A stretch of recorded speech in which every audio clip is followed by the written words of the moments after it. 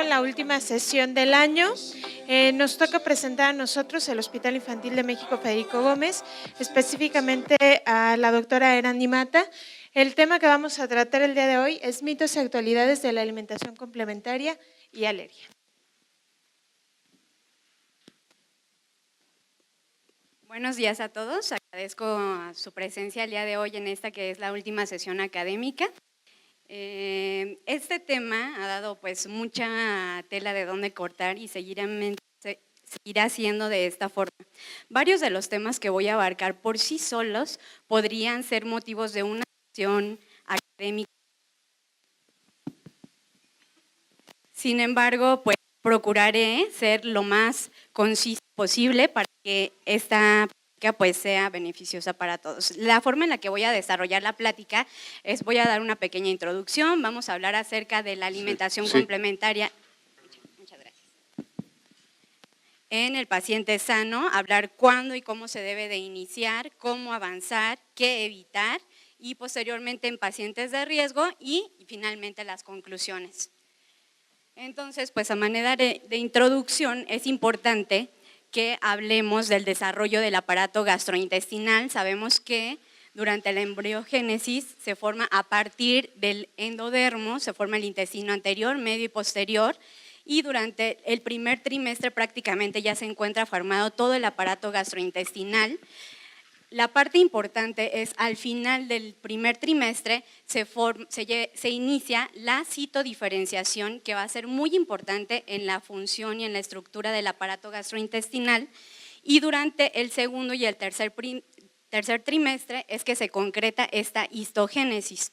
Se forman las criptas y las vellosidades, y en el fondo de las criptas están las células madre que van a realizar todo un trayecto a través del epitelio gastrointestinal hasta llegar a la vellosidad, y durante este trayecto se lleva a cabo la citodiferenciación en los diferentes grupos celulares, los enterocitos, las células caliciformes, que son las productoras de moco y de mucina, las células enteroendocrinas y las células de Panet. Y hay un factor muy importante que contribuye al desarrollo de este epitelio y de estas células, que es el líquido amniótico. A diferencia del concepto que teníamos de que este era un fluido estéril, pues ahora no, ya tenemos bastante claro que este es un fluido dinámico que contiene factores de crecimiento, diferenciación, hormonas y nutrientes que son muy importantes en esta citodiferenciación del epitelio gastrointestinal.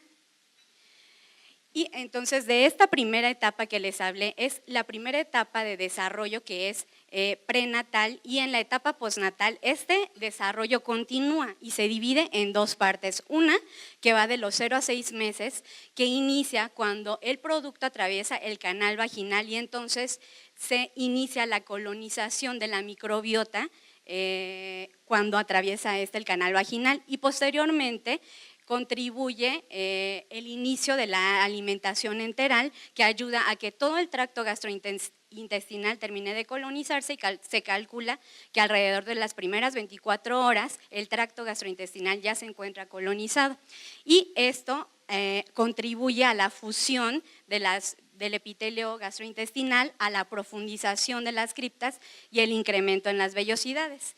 Y una segunda etapa que es a partir de los 6 meses de edad, que es justo cuando se inicia la alimentación complementaria, y que la dieta es lo que va a promover una segunda expansión de la mucosa con hiperplasia epitelial, permitiéndonos que más o menos alrededor del año las características del tracto gastrointestinal sean muy similares a las del adulto, sobre todo que esta hiperplasia y desarrollo de las vellosidades va a permitir que la superficie de absorción sea más o menos entre 200 y 300 metros cuadrados. En el adulto ya sabemos que es entre 400 y 500, que es el equivalente a la superficie de una cancha de tenis.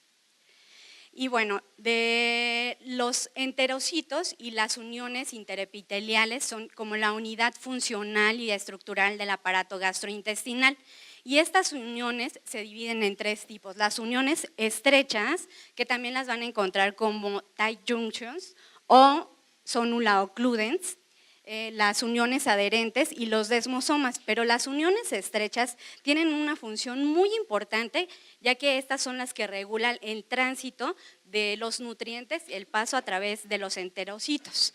Entonces, estas uniones estrechas son un complejo de proteínas que se encuentran unas que son la ocludina, la claudina y esta proteína denominada HAM a través de la membrana plasmática y que están unidas o ancladas a estas otras proteínas intracelulares en los enterocitos que se denominan Z1, 2 y 3 y estas a su vez están ancladas a los filamentos de actina y miosina del citoesqueleto de los enterocitos y esto es lo que regula el paso de los nutrientes a través del enterocito.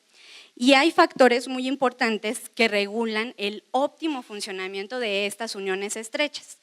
Por ejemplo, los ácidos grasos de cadena corta como el acetato, el propionato y principalmente también el butirato, que son ácidos que son producto del metabolismo de la microbiota que tenemos a nivel intestinal y estos al metabolizar la fibra de la dieta producen estos ácidos y estos favorecen el óptimo funcionamiento de estas uniones estrechas, por lo cual pues son muy importantes y ahorita durante el transcurso de la plática vamos a ver cómo pues las intervenciones que vamos a buscar en nuestros pacientes es justo optimizar el funcionamiento que ya conocemos que es fisiológico y algunos otros aminoácidos como la glutamina.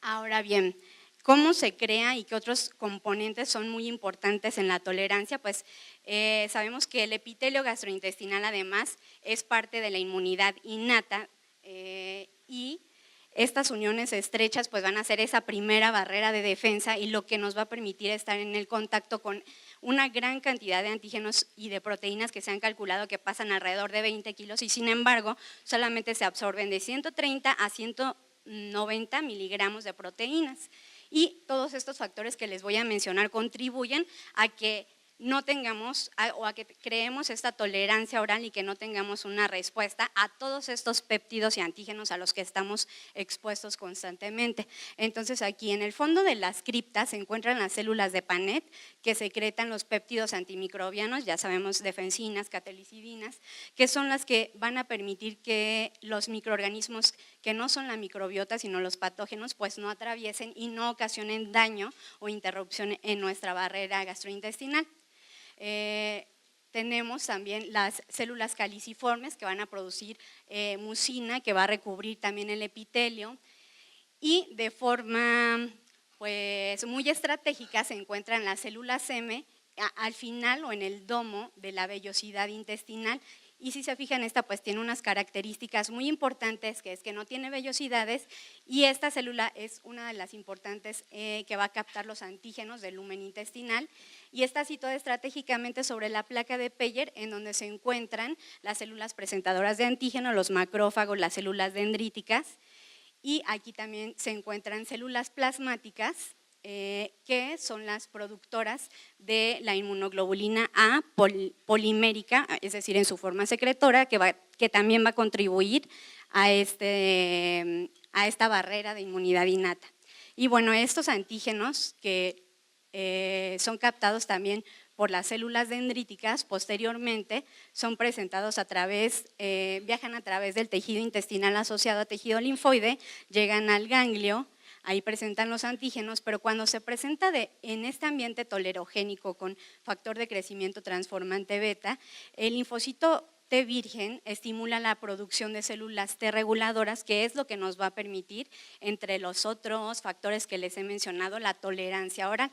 Ahora bien, la leche materna pues, es también un factor o un contribuyente muy importante en el desarrollo correcto de este epitelio gastrointestinal. Ya sabemos que también contiene proteínas como alfa-lactoalbúmina, lípidos como el ácido docosa hexaenoico, colesterol, carbohidratos muy importantes como los oligosacáridos que son sustrato para la microbiota y que también va a favorecer el adecuado desarrollo de la microbiota, factores estimulantes que ya los conocemos de crecimiento, enzimas y el microbioma con el que está en contacto la madre también es transmitido a través de la leche materna hacia su producto. Y bueno, no solamente los nutrientes, ¿no? Ya también es ampliamente conocido que los antígenos que consume la madre también pasan a través de la leche materna. Entonces ya se ha comprobado que la beta-lactoalbúmina atraviesa y es secretado en la leche el ovo mucoideo o albúmina, la gliadina, y este estudio que les presento, que es un estudio donde se evaluó la secreción en específico de ARA-H2, que sabemos que es predictor de reacciones graves en los pacientes que tienen alergia a cacahuate, y se le dio a la madre el consumo de 100 gramos de cacahuate tostado, y se hicieron mediciones en diferentes momentos. Ellos vieron con inmunoblot e incluso realizaron secuencia de péptidos que son resistentes a la digestión, y entonces vieron que esta secreción es regulada de manera individual, es decir, a pesar de que a los pacientes se les dé la misma cantidad, se secreta en diferente cantidad y en los diferentes momentos de la lactancia. Entonces no es algo que podamos, un criterio que podamos unificar, que al consumir cierta cantidad pues se va a secretar alguna cantidad en específico también. Y bueno, pues este otro tema que es muy importante del microbioma intestinal, que ya les he estado hablando constantemente, se han identificado que hay 4 grupos filogenéticos en el tracto gastrointestinal: el grupo de las actinobacterias, Bacteroidetes, Firmicutes y las proteobacterias. En verde les puse los que predominan en los lactantes que son alimentados predominantemente con seno materno, principalmente Bifidobacterium. Y en los pacientes que son alimentados con fórmula maternizada o bien que son expuestos a ambientes hospitalarios o antibióticos, esto se modifica y entonces predominan otras especies que son enteropatógenas como coliformes y Clostridium, que se los puse en rojito. Ahora, este microbioma favorece el ambiente tolerogénico al estar expuesto principalmente por estos grupos de Bifidobacterium que les mencioné. Se promueve un ambiente regulador a través de la vía MIT-D88, promoviendo la secreción o la producción de interleucina 10 y factor de crecimiento transformante beta. Y hay otros factores que a lo largo de la vida van a promover o van a modificar este microbioma gastrointestinal, desde prenatales como el genotipo, que ese no podemos cambiar, ya mencionamos los factores maternos, la vía de obtención de nacimiento, el uso de antibióticos, el medio ambiente donde se desarrolla el niño, si es alimentado o no seno materno, ya mencionamos las características del seno materno que promueven el adecuado desarrollo, la alimentación complementaria, la dieta y pues por supuesto ya más adelante la presencia de patologías agudas y crónicas también van a modificar esta microbiota. Ahora pues tenemos que definir qué es lactancia materna o seno materno exclusivo, y esto es la recomendación de las organizaciones mundiales como la OMS, la UNICEF, la Asociación Mexicana de Pediatría, lo siguen recomendando hasta los 6 meses de edad. Y esto es en base a las necesidades nutricionales, al desarrollo neurológico, inmunológico y gastrointestinal, y también porque esto aplica para todos los países en vías de desarrollo. Se ha visto que el seno materno ayuda o mejora la mortalidad infantil, principalmente por infecciones gastrointestinales. Y es deseable que la continuemos hasta los 12 meses, pudiéndose extender hasta los 24 meses. Ahora bien, la Asociación Americana y Europea de Gastroenterología y Nutrición Pediátrica recomiendan que la alimentación complementaria, que es la introducción de otros alimentos líquidos y sólidos, que no es el seno materno, se inicie no antes de la semana 17 de vida y no se retrase después de la semana 26. Es como la diferencia en este concepto que hay entre la Organización Mundial, bajo esta justificación que les mencioné, y estas sociedades de gastroenterología y nutrición. Y de las necesidades nutricionales que también justifican que el seno materno sea hasta los 6 meses de edad, es que el seno materno, justo a los 6 meses, el aporte calórico que brinda al lactante ya es insuficiente. En amarillo está esquematizado como el aporte energético que da el seno materno, y justo a los 6 meses, por el incremento ponderal que empieza a tener lactante, estos requerimientos ya son insuficientes, creándose esta brecha o déficit de requerimientos nutricionales. Y en esta otra se esquematiza igual en amarillo las necesidades nutricionales de hierro, y en rosa las reservas que tiene el lactante de hierro, y justo también a los 6 meses esa reserva de hierro se agota. Entonces, las principales carencias nutricionales a nivel mundial son, en primer lugar, hierro, en segundo lugar, zinc, vitamina A y pues las carencias energéticas. Entonces, esa es la justificación de que sea el seno materno exclusivo hasta los 6 meses. Ahora bien, en pacientes sanos, ¿cómo vamos a llevar a cabo la alimentación complementaria? Se debe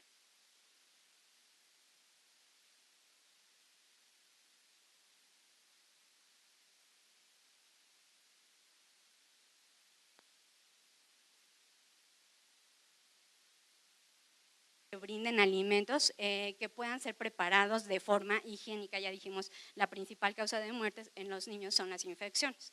Entonces, esto es algo muy importante. Ahora bien, sí hay una recomendación de con qué grupo de alimentos iniciar. En cuanto a la OMS, recomienda cereales, raíces y frutas, que son los que aportan las necesidades suficientes de hierro para este grupo de pacientes. Y la Asociación Europea y la Americana de Gastroenterología y Nutrición, ellos recomiendan que sea con carne y con cereales, porque los dos aportan también las necesidades nutricionales de estos elementos que les acabo de mencionar. Y pues aquí está, se puede iniciar con cualquiera de estos. Aquí están los ejemplos de las frutas, de las semillas, de las verduras. Y ahora bien, se recomienda que se introduzca un nuevo alimento, más o menos en promedio durante 2 a 3 días, aunque hay quien recomienda hasta los 7 días, para evaluar que cuando se introduce no se presente ningún efecto adverso y de esa manera ir continuando con otro alimento. Y se recomienda que alrededor de los 7 meses pues ya hayamos incluido alrededor de 3 alimentos de los diferentes grupos alimentarios. Y aquí más o menos esta recomendación de la OMS bien nos esquematiza las porciones de los alimentos, por ejemplo de zanahoria, que se deben de dar y que cumplen con las necesidades nutricionales de hierro en estas diferentes etapas. Entonces, de acá todas las verduras como de hoja verde, las acelgas, las espinacas, en estas proporciones en los diferentes momentos. Y después, ¿cómo vamos a avanzar en cuanto a la consistencia? Vamos a iniciar, recordemos que esto es en base al desarrollo neurológico principalmente. Entonces, la papilla es con lo que se inicia, porque justo a los 6 meses es cuando ya se debe de tener el sostén cefálico, se pierde el reflejo de extrusión. Después pasamos a la consistencia de puré machacado, que es cuando empieza a tener coordinación de la masticación, que además ya está presente la dentición, y que el lactante empieza a querer experimentar y que debe además para el desarrollo neurológico experimentar diferentes texturas. Después pasamos a picados finos, cuando el niño ya ha desarrollado la pinza fina, y finalmente alrededor de los 12 meses el niño ya debe estar integrado a la dieta familiar. ¿Qué alimentos sí se deben evitar en los pacientes sanos? Las bebidas endulzadas o azucaradas, los edulcorantes artificiales, la leche de vaca en específico, porque sabemos que pues la leche de vaca es para el becerro y que carece de suficiente aporte de hierro, que es la principal carencia nutricional. Entonces esa es la justificación de que se inicia después de los 12 meses, estos después de los 24 meses, y la miel no pasteurizada porque puede estar contaminada. Ahora bien, en paciente de riesgo.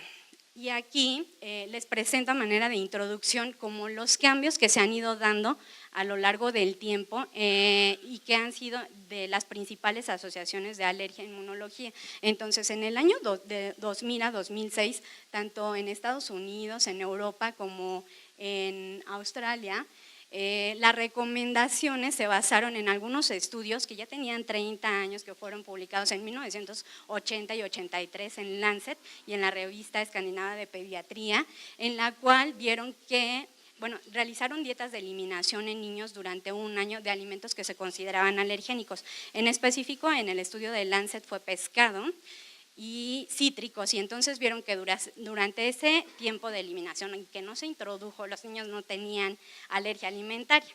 Entonces, bajo esa premisa fue que estas guías empezaron a hacer la recomendación de que estos alimentos alergénicos se retrasara su introducción, como lo conocíamos hasta antes, que se debían evitar hasta los 2 e incluso hasta los 3 años el pescado.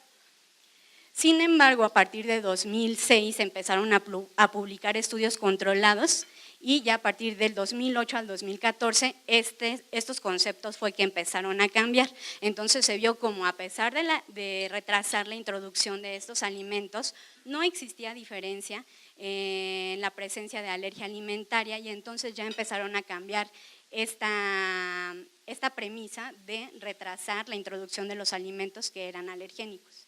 Todas las sociedades, la única sociedad que siempre se mantuvo como que al margen de no emitir una recomendación en retrasar la introducción fue la Asociación Europea de Alergia.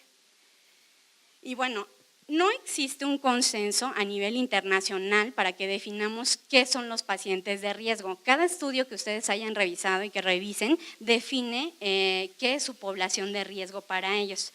Pero me parece que de manera general podemos llegar a un consenso porque muchos de los metaanálisis que revisan revisiones sistemáticas, algunos incluyen pacientes de riesgo como que tengan antecedente familiar de enfermedades alérgicas o atópicas, principalmente asma, pero también dermatitis atópica y rinitis alérgica. Y la historia personal de nuestro paciente de dermatitis atópica. Y pues el factor genético es muy importante debido a que se ha visto que en los pacientes que no tienen ningún familiar de primer grado afectado, el riesgo es alrededor del 10%. En los que tienen un familiar de primer grado afectado, el riesgo es del 20 al 30%, y en los que tienen dos familiares no de primer grado, pero relacionados, incrementa hasta el 40 al 50%. Entonces, pues eso como que justifica que consideremos los antecedentes familiares como un factor de riesgo para nuestros pacientes.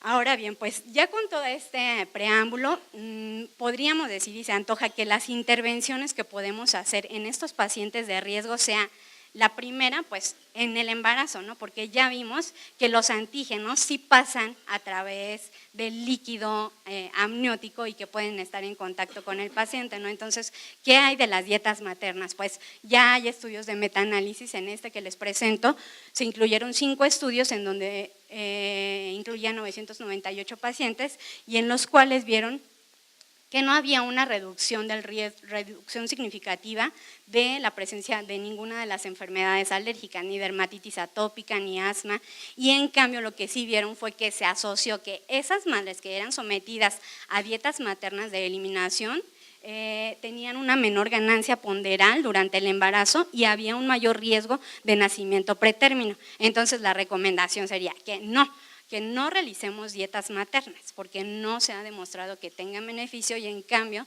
sí podemos perjudicar la ganancia y el nacimiento, la ganancia ponderal del niño y el nacimiento pretérmino.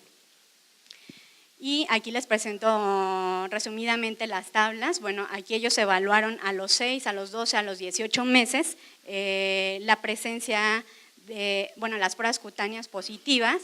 En específico fue para huevo a los 18 meses. Ven cómo no hay diferencia o factor protector. De su lado izquierdo es en favor de las dietas y de su lado derecho en favor de los no dietas. Entonces no hay valor estadístico significativo. Esta fue a los 6 meses para leche, esta fue a los 2 años para cacahuate, entonces pues en ninguna, ¿no? Ahora, la segunda intervención que podemos hacer pues es durante la lactancia materna, ¿cierto? Porque ya vimos que los antígenos pues también pasan a través de la leche, entonces, ¿qué intervención podemos hacer durante la lactancia?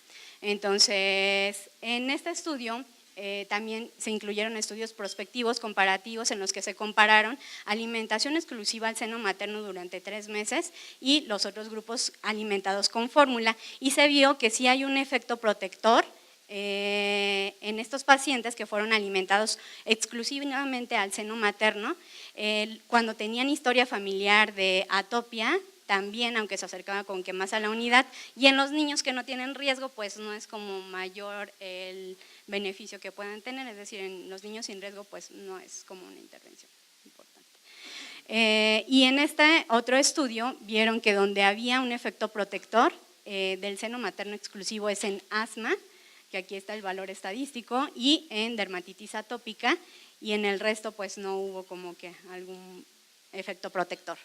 Ahora, lo otro que se ha estudiado mucho son los prebióticos.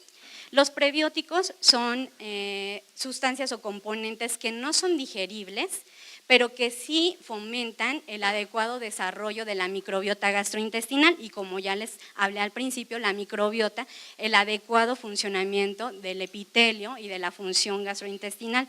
Entonces, pues pensaríamos que promueve o previene en los pacientes de alto riesgo el desarrollo de alergia alimentaria porque protege el paso de antígenos y promueve este medio tolerogénico. Sin embargo, no hay estudios que avalen al 100% que hay una respuesta a esta intervención. En este estudio, por ejemplo, se incluyeron, se evaluaron todas las enfermedades alérgicas y en la única que se vio como un valor que se acercaba a factor protector es en dermatitis atópica, pero vean, tiene un valor limítrofe ya que sí llega a la unidad.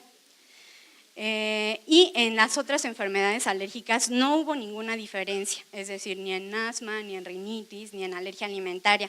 Y la mayoría de los estudios que se incluyeron tenían una heterogeneidad que variaba entre el 42 y el 70%. En cuanto al uso de fórmulas hidrolizadas, y extensamente, tanto parcialmente hidrolizadas como extensamente hidrolizadas, sí hay estudios de Cochrane que avalan que hay un efecto protector del uso principalmente de fórmulas parcialmente hidrolizadas en los pacientes de riesgo. Sin embargo, en esta revisión que hace el British Journal critican algunos de esos estudios porque mencionan que hay conflictos de interés. Y entonces ellos realizaron también este estudio en el cual incluyeron 37 estudios, 19,000 pacientes y en el que vean cómo no hay diferencia estadística, ya que sí el odds ratio es de 0.84, pero vean los intervalos de confianza y la heterogeneidad en algunos como este de extensamente hidrolizado de caseína que es de hasta el 74% y aquí en esta gráfica pues se ve como todos pasan como que la unidad. Entonces, ellos no justifican de manera amplia que se utilice la fórmula tanto extensamente hidrolizada como parcialmente hidrolizada para los pacientes de riesgo. En cuanto a los ácidos grasos poliinsaturados, en la prevención, el ácido linoleico, alfa-linoleico y el ácido linoleico son los únicos lípidos esenciales, es decir, los tenemos que consumir porque nosotros no los sintetizamos, pero sí los requerimos para sintetizar algunos otros lípidos en nuestro organismo que son muy importantes como los del grupo del omega 3, como el ácido docoxahexaenoico que ya les había mencionado antes o del grupo del omega 6 que es el ácido araquidónico. En esta tablita vienen los requerimientos de estos elementos en las diferentes etapas y en este estudio valoraron la ingesta alta que para ellos fue como que fuera más del 50% de la dosis recomendada contra el grupo que tenía una ingesta baja con el menos del 50% y en este vieron que no hay diferencia en la incidencia ni de alergia alimentaria tanto en los lactantes ni de incidencia o prevalencia en las enfermedades alérgicas y hacen énfasis en que la evidencia pues es muy baja.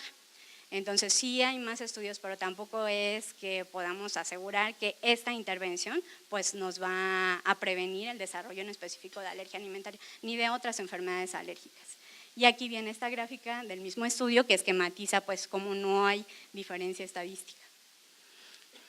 En este otro estudio que se realizó en Australia de 668 niños, que fue una corte que siguieron se incluyó a las madres cuando acudían a su control prenatal desde antes de las 21 semanas de gestación y a partir de las 21 semanas de gestación las que decidieron entrar al estudio se les administró, fue un estudio doble ciego placebo controlado y se les administró un concentrado de pescado que eran unas cápsulas que contenían el equivalente a 800 miligramos de ácido docosahexaenoico y 100 miligramos de ácido eicosapentaenoico contra el grupo placebo o control, que eran las mismas cápsulas de 500 miligramos, pero que contenían el equivalente en aceite vegetal de uva, girasol y de palma. Y entonces siguieron a esos niños, la corte fue a los 6 años de edad, valoraron la presencia de enfermedades, de síntomas y de enfermedades alérgicas y si se fijan en ninguna hubo una diferencia estadística significativa, todos pasan la unidad. entonces no es un efecto protector el que se tiene con la administración. Ahora, de alimento por alimento en los pacientes de riesgo, empezando pues el cacahuate, seguramente que es de lo que más han leído ustedes porque es lo que más se ha estudiado y casi todo está enfocado al estudio LEAP, que se realizó en el Reino Unido y se ha traspolado tanto para estudios posteriores como traspolado a otros alimentos porque no se han hecho estudios como con todos los alimentos que se consideran alergénicos. En este estudio LEAP se basó, este mismo autor hizo la observación de cómo en países como Israel, que el consumo de cacahuate es más alto y a edades más tempranas, ellos tenían una menor incidencia de alergia alimentaria a cacahuate a diferencia del Reino Unido.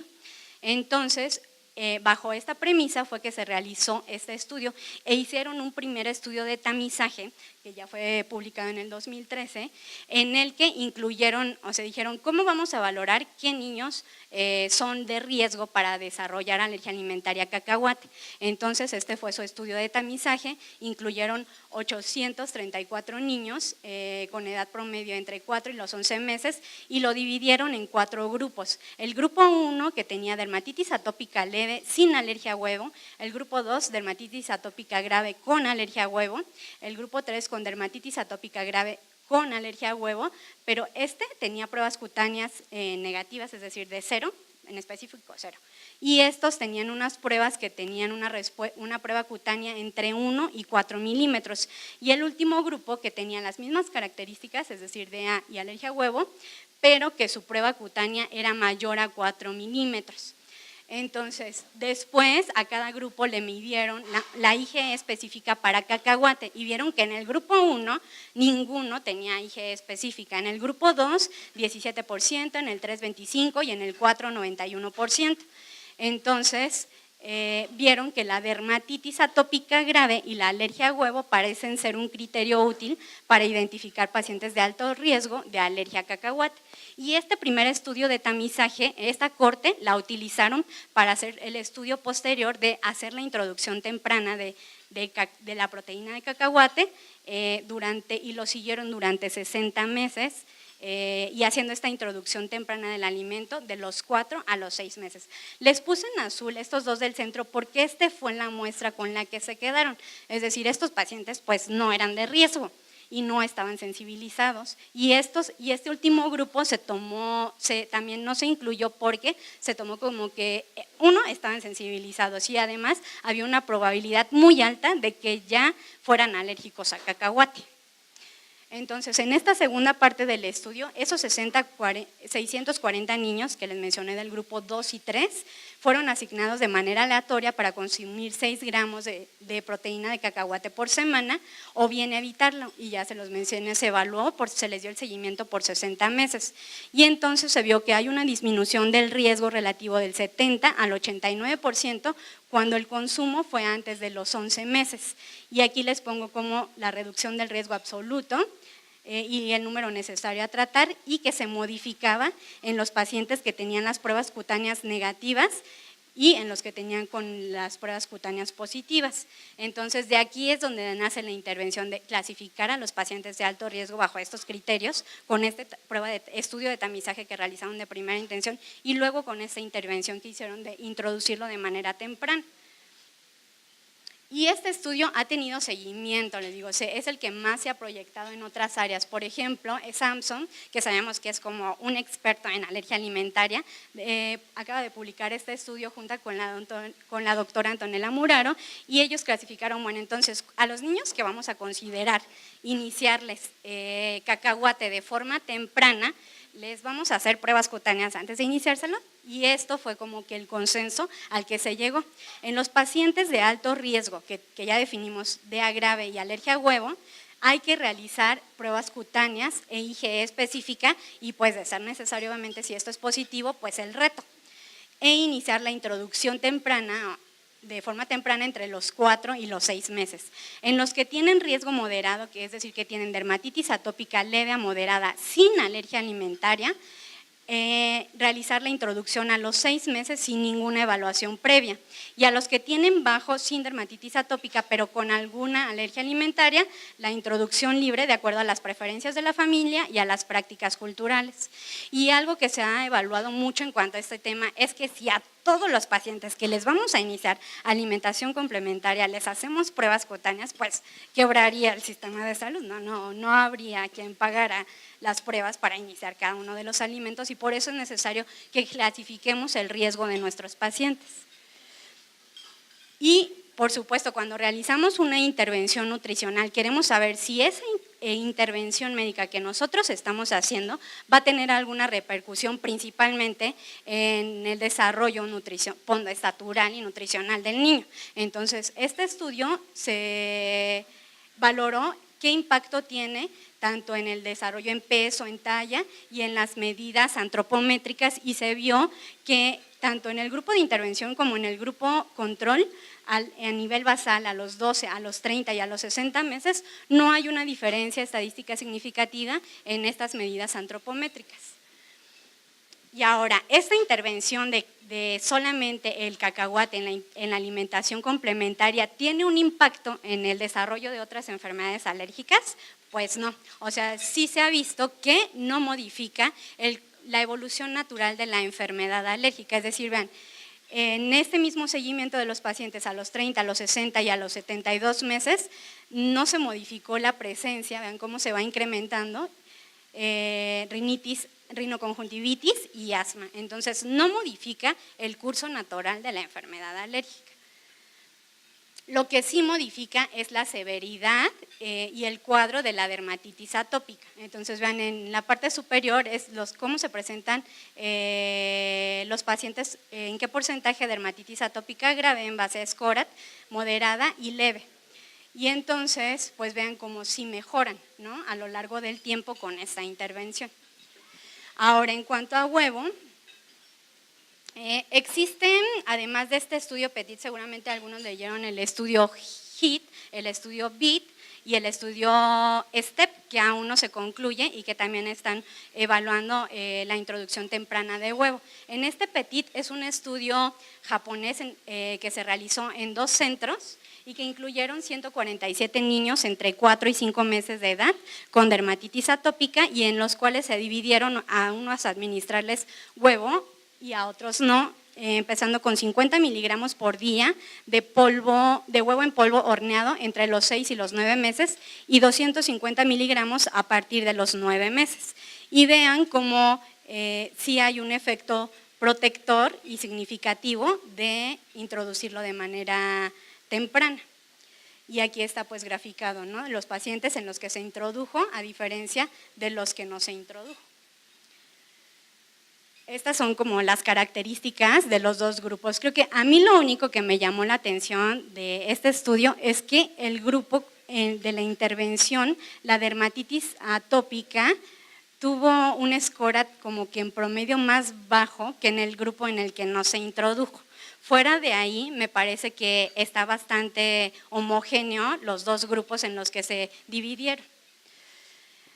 Ahora, en cuanto a leche, no hay una recomendación específica. Si alguno de ustedes encontró algunas, los agradeceré en sus comentarios, porque no hay una recomendación de cuándo introducir en específico la leche enfocado a la prevención de la alergia alimentaria. Las recomendaciones de introducirla de manera completa, porque sí se pueden dar derivados, es después de los 12 meses por la premisa que ya les había mencionado de la carencia nutricional de hierro que podemos ocasionar con esa intervención.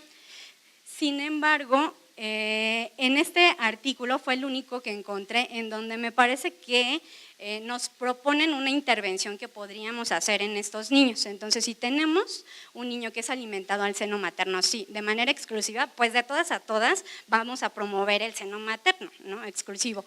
Si es una alimentación parcial, entonces en estos considerar o bien agregar una fórmula parcialmente hidrolizada o bien una extensamente hidrolizada. Ya les mencioné que sí hay estudios que tienen un beneficio mínimo o ninguno, pero en ninguno tiene como que un efecto deleterio, entonces podría ser para nosotros una opción indicar la leche parcialmente hidrolizada. O bien, alimentado al seno materno y tiene historia de atopia, sí, pues aquí sí iniciarle o bien parcialmente hidrolizada o extensamente hidrolizada, y si no tiene historia, pues iniciar con una fórmula maternizada estándar o bien una parcialmente hidrolizada. Es como que un esquema que me parece que podríamos tomar en cuenta. Y lo que les mencionaba de la principal recomendación por la que se debe de introducir después de los 12 años es porque pues se relaciona con anemia carencial por déficit de hierro. Y vean como si aquí sí todo es a favor de una fórmula maternizada que sí está complementada con las necesidades nutricionales de hierro. En cuanto a pescados y mariscos, encontré este estudio que es de Suecia, en el cual evaluaron una cohorte de pacientes en un medio rural, los dividieron en dos grupos, uno que estaba expuesto a un ambiente de granja y otro que no, y llevaron un registro estricto hasta los 3 años de edad de las prácticas alimentarias, es decir, sí, porque ya fueron obtenidos, si fueron seno materno exclusivo, si se introdujo alguna fórmula, a qué edad se inició la alimentación complementaria y de qué forma se llevó a cabo. Y entonces, de forma interesante, pues lo que ven es, una parte pues ya la conocemos, ¿no? Que este ambiente, esto está justificado por la teoría de la higiene y que el grupo que pertenecía al ambiente de granja, pues solamente uno desarrolló dermatitis atópica, y en el grupo que no era de ambiente de granja, pues vean cómo desarrollaron todas las enfermedades alérgicas. Y por lo que les quería mostrar este estudio es porque en estos grupos lo que se vio, diferencia estadística, fue que en los pacientes sanos, que están aquí graficados como la línea continua, y en los pacientes alérgicos, que es la línea que está como punteada, vieron que en cuanto a pescado, el 100% de los sanos, es decir, que no tenía alergia alimentaria a pescado, lo había consumido antes de los 10 meses, que es este punto de corte, contra solamente el 82% de los que fueron alérgicos a pescado, con una diferencia, pues si considera, con una P significativa. Y también el otro alimento en el que sí hubo diferencia fue en huevo, igual en los sanos, el 96% lo había consumido a los 10 meses, a diferencia de los alérgicos, solamente el 64%. Y una asociación constante que seguramente ustedes revisaron en los artículos es que el seno materno exclusivo durante más tiempo sí confiere un efecto protector para el desarrollo de alergia alimentaria y de enfermedades alérgicas. En cuanto a trigo, tampoco hay una indicación precisa de cuándo iniciarlo. Casi todos los estudios están enfocados en trigo y en gluten y enfermedad celíaca y no en alergia alimentaria a trigo.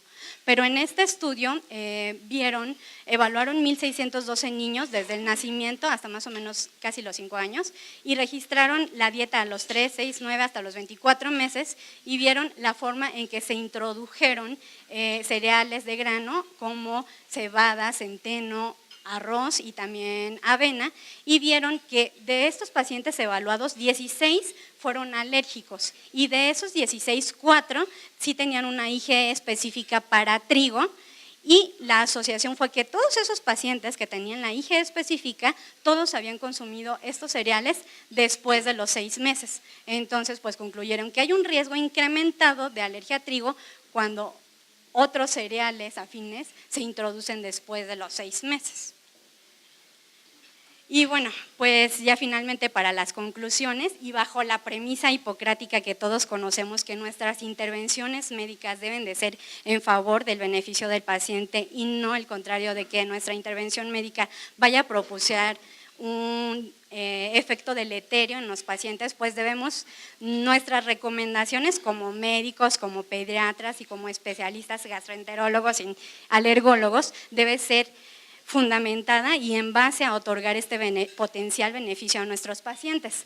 Entonces, empezaremos o podemos concluir que no recomendamos las dietas maternas ni en los pacientes de riesgo y mucho menos en los pacientes sanos. Debemos favorecer como médicos de todas a todas que los niños sean obtenidos por vía vaginal, de ser posible. Debemos fomentar la lactancia materna bajo los esquemas que ya mencionamos, evitar el uso injustificado de antibióticos, que ya sabemos que también va a modificar la microbiota y por ende favorecer el desarrollo de enfermedades alérgicas, no solo alergia alimentaria.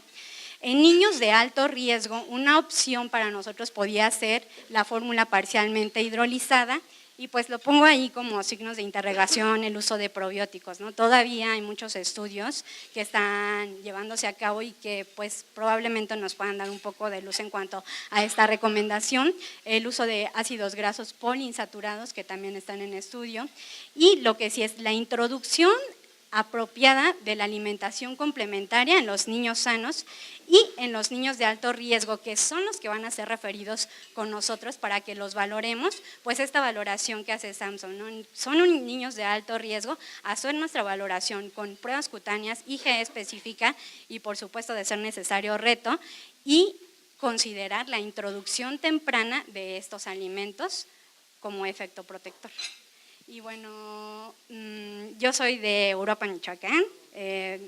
Espero que todos nosotros en nuestras próximas evaluaciones, tanto universitarias como del Consejo, seamos favorecidos.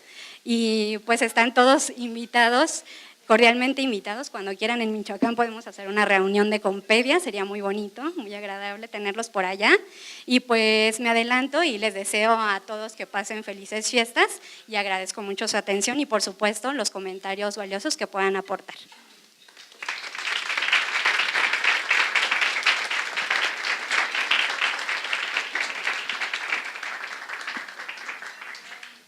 Gracias, Erandi, por la presentación. Creo que nos deja también muchas incógnitas y muchas cosas que tenemos que resolver y hay que verlo con mucha calma porque es mucha información, pero sin duda este cambio de paradigma que hemos tenido en los últimos 10 años, si les gusta, 15, es importante y es un choque que tenemos con nuestros compañeros pediatras, ¿no? O sea, cómo iniciar una buena lactación, tomando en cuenta las necesidades nutricionales de nuestros pacientes y los pacientes que son de alto riesgo también, ¿no? Qué recomendarles, qué no a las mamás. Les voy a pedir que si tienen alguna pregunta, alguien levante la mano y si no, que pasen y hagan su comentario. Preguntas no, muy bien, ven. No le entendieron entonces. El día de hoy quisimos invitar a los gastroenterólogos del Hospital Infantil. También les vamos a pedir una participación, así que ustedes tranquilos, o yo tranquilo y ustedes nerviosos. Adelante. Buenos días, soy Lucero Juárez Santiago del Hospital 20 de Noviembre. Pues nuestro comentario va en base a que pues hay muchos factores de riesgo para los pacientes o factores genéticos o muchos que interactúan en los pacientes de alto riesgo para iniciar una alimentación temprana o ablactación como tal. Algo que se ha visto de manera importante son alteraciones en pues, el STAT6, la filagrina, las desmogleínas, que ha mostrado en algunos estudios que alteraciones de este tipo en pacientes que presentan pues, clínicamente la dermatitis atópica de manera importante, pues hacen que haya un aumento de la permeabilidad a nivel intestinal y lo que favorece pues, una entrada de mayores antígenos alimentarios y alteraciones o presentaciones clínicas más importantes y severas en los pacientes que tienen o que desarrollan una alergia alimentaria. Nuevamente recordar que las reacciones anafilácticas no solo se dan por IgE y que el número de alérgenos alimentarios o la cantidad de los mismos pues pueden activar otras vías mediadas por IgG con basófilos y PAF que pueden generar al final de cuentas la alergia alimentaria. Se han hecho varios estudios, como bien comentó Erandi, y uno de los que considero también es importante, en Reino Unido el año pasado se publicó un estudio aleatorizado en pacientes que se dividieron en dos grupos, se tomaron 1.303 pacientes, se hizo un grupo de introducción temprana de alimentos y un grupo de introducción estándar, en los cuales la introducción temprana pues, fueron pacientes que fueron alimentados al seno materno. Estos pacientes fueron 3 meses de lactancia materna exclusiva y posteriormente con fórmula y lactancia materna, y los de introducción estándar fueron pacientes con lactancia materna exclusiva por 6 meses. meses. Se fue introduciendo primero derivados de leche, yogur principalmente, de manera temprana, después de las 17 semanas, y a los pacientes con introducción estándar, pues después de los 5 meses de edad, ¿no? Se observó, bueno, se dividieron estos grupos. En el primero, que fue estándar, se introdujo después de los 5 meses de edad, y en el grupo temprano se hicieron primero pruebas cutáneas. Se descartó que tuvieran una prueba de reto o una prueba de alergia oral positiva. Con pruebas cutáneas fueran positivas o negativas, se hizo la introducción de los alimentos, 6 alimentos, entre ellos primero leche, el último en introducir fue trigo. Se introdujo pescado, cacahuate, y cebada, me parece. Bueno, de esos 6 alimentos se fueron estudiando desde hasta los 3 años, con cuestionarios de un mes durante el primer año, y después 3 meses hasta los 3 años. Se observó que los pacientes con introducción temprana de alimentos tuvieron una disminución hasta en un 60% en relación a los pacientes de introducción estándar en cuanto a la presentación clínica de alergia alimentaria, y con el seguimiento hasta los 5 años hubo una disminución. Todavía, pues obviamente son muchos factores de riesgo que influyen en este tipo de pacientes. Sin embargo, pues se ha visto que se retrasa, tal vez no se evita, pero se retrasa la aparición de alergia alimentaria. En grupo de intención a tratar, pues no se vio una significancia estadística, pero sí a nivel clínico por número de pacientes, aparentemente tuvo una buena disminución en el porcentaje de pacientes con alergia alimentaria. Bueno, eso. Hola, ¿qué tal? Buenos días. Yo soy Raúl Becerril, soy residente de primer año de Alergia e Inmunología del Hospital Infantil de México. Primero felicitar a Erandi por su excelente presentación, muy completa. Venían abordado como por edad, por etapa, cada uno de los alimentos que podemos introducir, el tiempo. Y bueno, el comentario va a ser muy breve, nada más. Voy a tocar un estudio que la doctora Erandi también tocó en la presentación, el estudio PETIT, de estos pacientes que se les hizo evaluación de la introducción del huevo. Estos pacientes eran un grupo de 121 pacientes, se publicó en Lancet a inicios de principio de año.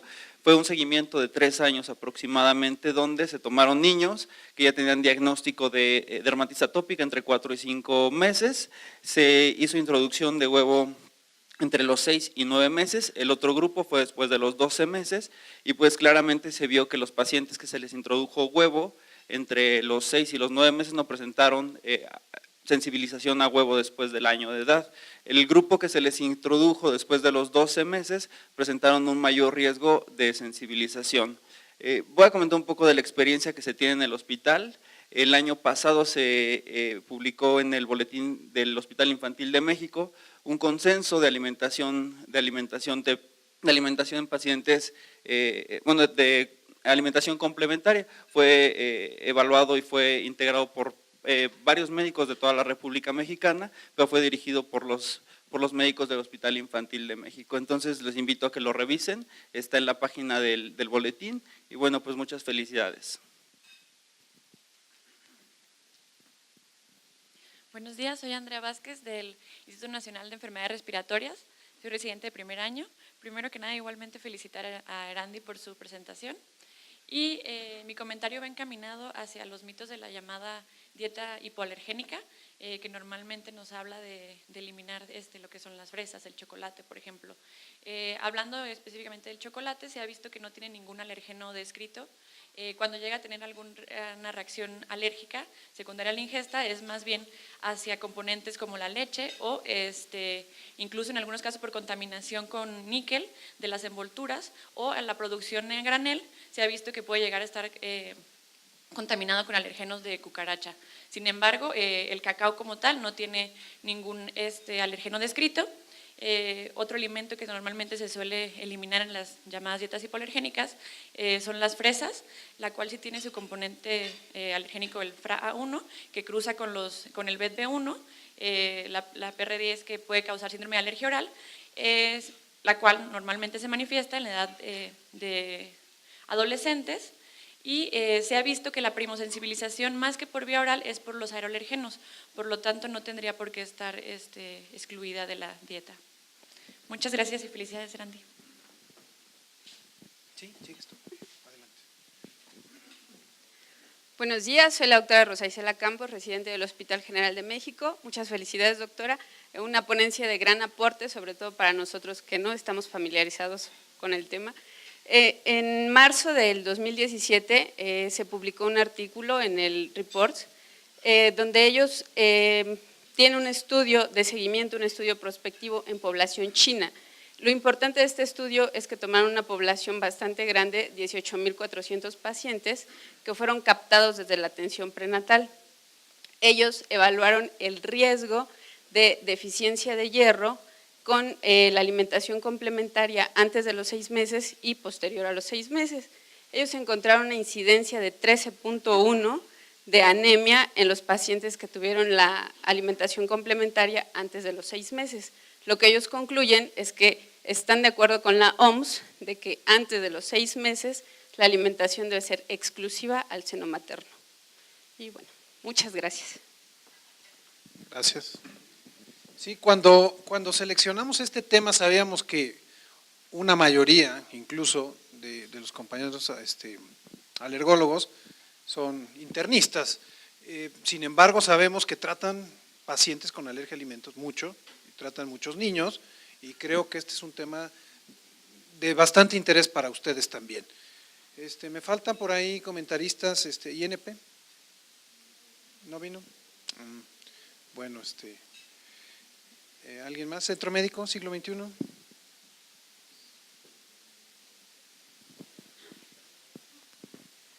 Buenos días. Como ustedes saben, pues nuestro hospital es un hospital de adultos, igualmente no estamos muy familiarizados con el tema. Sin embargo, conforme a lo que pudimos revisar, en 2016 Di Mauro hizo un metaanálisis donde revisó todos estos estudios que comentó la doctora y bueno, han visto resultados controversiales. Finalmente, sus recomendaciones basadas en estos estudios nos dicen que tienen muchas fallas y limitaciones metodológicas. No definen bien, por ejemplo, los estudios tienen fallas en definir alimentación exclusiva al seno materno o los resultados a largo plazo. En muchos de ellos no utilizan el estándar de oro en el caso de alergia alimentaria o en otros casos las poblaciones fueron muy pequeñas o no fueron seguidas por el tiempo prolongado, lo que nos lleva a estas conclusiones en cuanto a las recomendaciones. Finalmente, la única recomendación o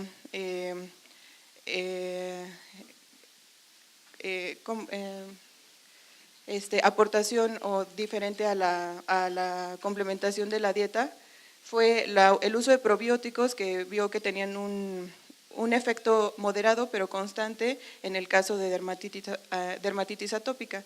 Los demás resultados pues fueron los que ya se comentó en la plática. Gracias.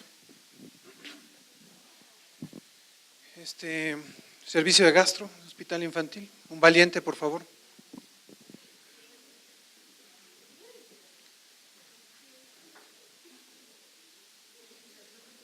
Él sí no venía preparado, pero ya tuvo 10 minutos para pensar.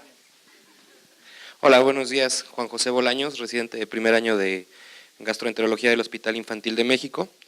Muchas felicidades, Erandi. Muy bonito y muy interesante tu plática.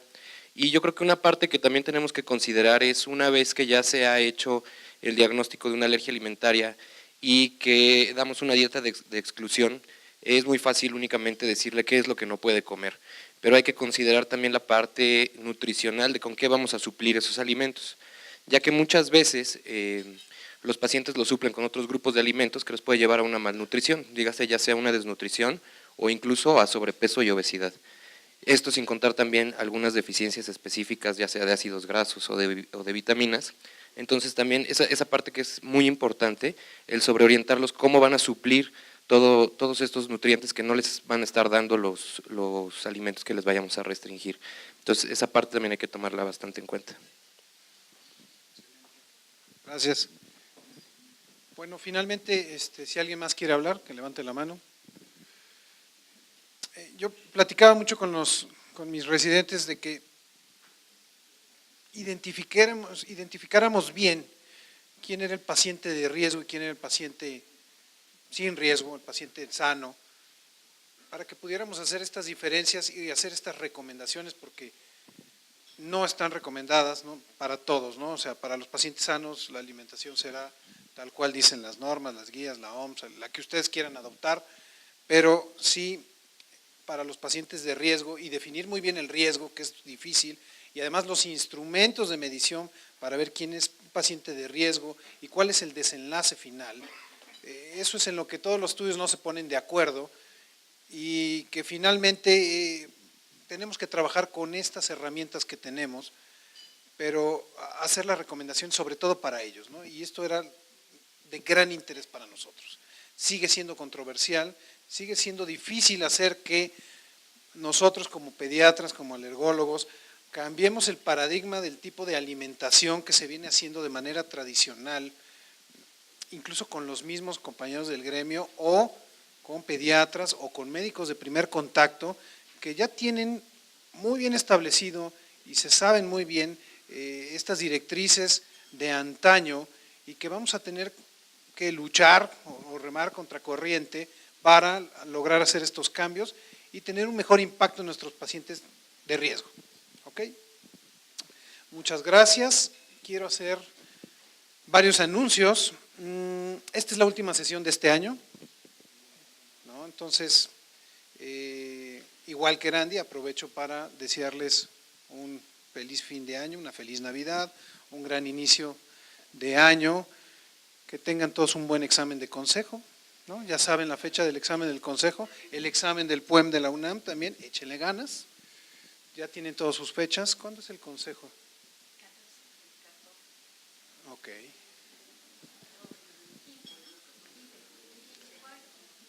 De febrero. Ok. Por lo tanto, la sesión de enero va a ser el 25, ¿sí? El 25 de enero.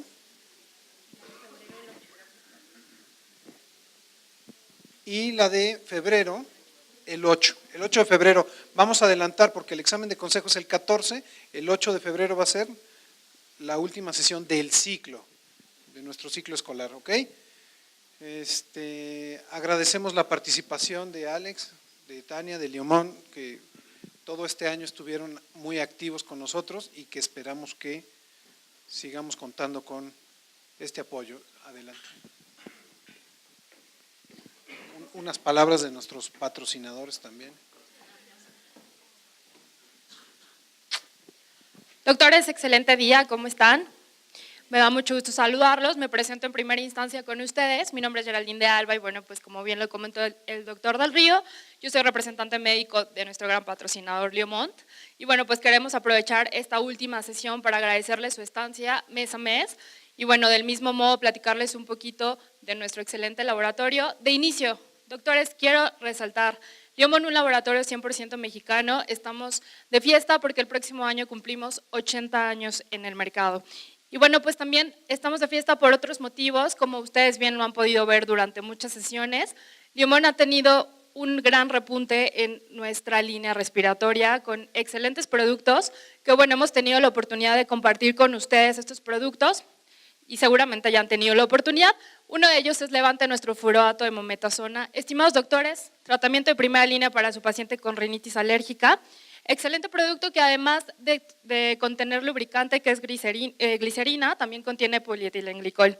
Levante y Nimbus, que también esperamos hayan tenido oportunidad con él, son de los dos más recientes lanzamientos de Leomont y bueno, pues estamos sumamente contentos porque ahora la línea respiratoria de Leomont ya está más completa con estos dos productos. Sin embargo, resaltar el líder en antihistamínicos en México y justamente para la alergia, pues tiene un solo nombre que es Sensibit. Sensibit ahora tiene un nuevo miembro de la familia que es Sensibit-Rin, fenilefrina con loratadina.